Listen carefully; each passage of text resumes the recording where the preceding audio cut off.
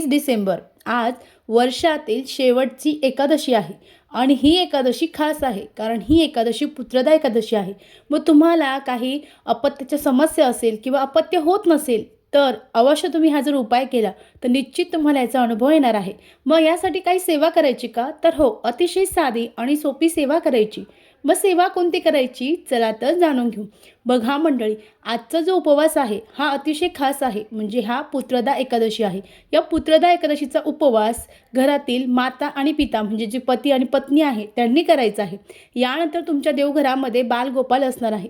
त्या बालगोपालांना तुम्हाला न चुकताच पंचामृताने शुद्ध जलाने अभिषेक करायचा आहे। त्यानंतर त्यांचं विधिवत पूजन करायचं आहे।